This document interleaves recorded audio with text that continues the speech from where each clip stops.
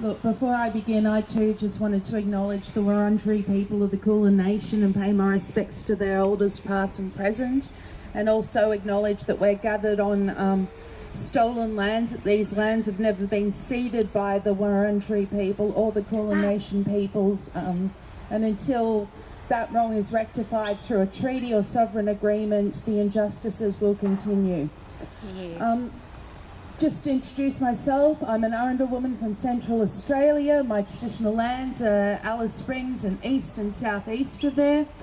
I'm also the National Aboriginal and Torres Strait Islander organiser for the National Tertiary Education Union, writer, commentator, general pain in the backside. Yeah.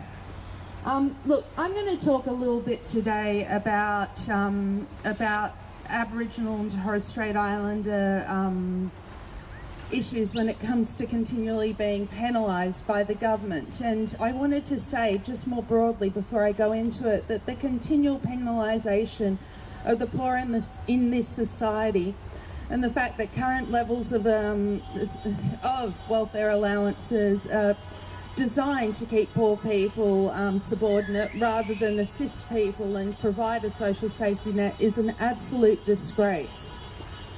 But one thing that we can't escape when it comes to any sort of welfare policy, any sort of discriminatory legislation and so on and so forth that governments choose to implement, is that Aboriginal and Torres Strait Islander people are often the first groups of people that these disgusting policies are trialled upon. If we go back to 2007, when the Northern Territory intervention was rolled in, a lot of self-determined Aboriginal programs that existed in the Territory were wiped out overnight. And they were wiped out whilst... geez, that's interesting. They were wiped out whilst the government sent in tanks and sent in army personnel and sent in police to ensure that communities were afraid, were scared. Some of them even ran off into the bush and left signs around the community, and what was seen as a joke by the media, but was actually quite a strong political statement if anyone wants to look up the Woollera community signs. The Northern Territory intervention, as well as bringing in all of those discriminatory measures and effectively surveilling Aboriginal and Torres Strait Islander peoples, what they're allowed to do and not do, putting signs out the front of the community saying no alcohol and no pornography beyond this point. So, putting a symbol of criminalisation in front of communities. Not only did it do that, but it also introduced the Basics card.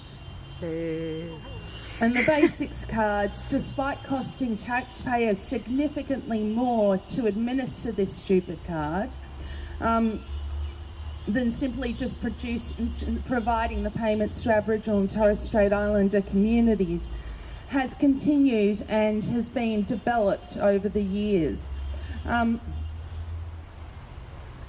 It also has worked in a way that a lot of the Basics card has morphed into other programs such as the Inju card. And I can't help but think that this program of welfare quarantining has more to do with governments wanting to keep their wealthy corporation mates wealthy than what it does actually assisting the most vulnerable in our society, because naturally deals had to be made with big organisations such as Coles Myer, Wesfarmers, Inju itself, in order to administer them.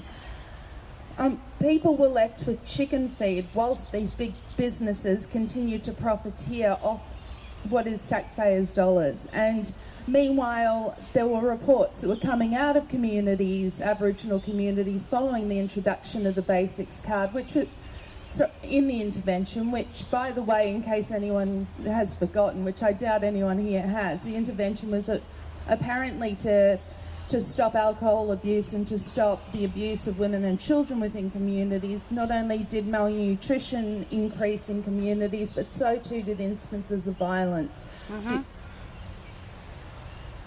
On top of that, a few years back, the government then decided to bring in the Community Development Program, or the CDP.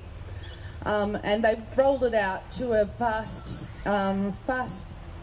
section of Australia, so that what are communities that are 83% Aboriginal and or Torres Strait Islander people who were on welfare payments were forced into unpaid work, so work for the dole programs, but instead of the usual work for the dole programs which existed then for everyone else, it was 25 hours per week, year round, and not only are government providers allowed to take part in it, so too are private enterprises. So effectively, you've got private enterprises profiteering off an endless pool of free Aboriginal and Torres Strait Islander labour.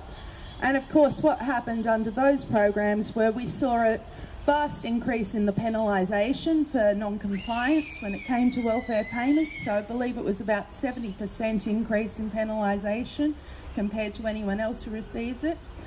And, you know, it's these sorts of penalties when you're living in a remote community that often doesn't have phone reception and doesn't have access to the nearest Centrelink office can take, you know, 8 weeks, a few months to undo. So people were going hungry whilst being forced to do work in order to just get a welfare payment.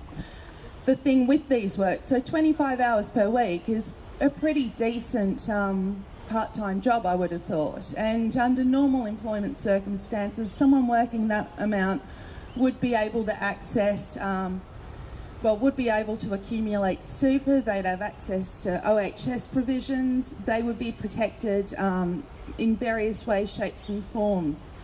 If accidents happened within CDP placements, what protections are there for the workers? And what sort of assurance, based on the fact that they've rolled this out to Aboriginal and Torres Strait Islander communities, you know, how many election cycles do we need to go through? And my guess would be 1 to 2 before we see this exact same disgusting program just rolled out across the country.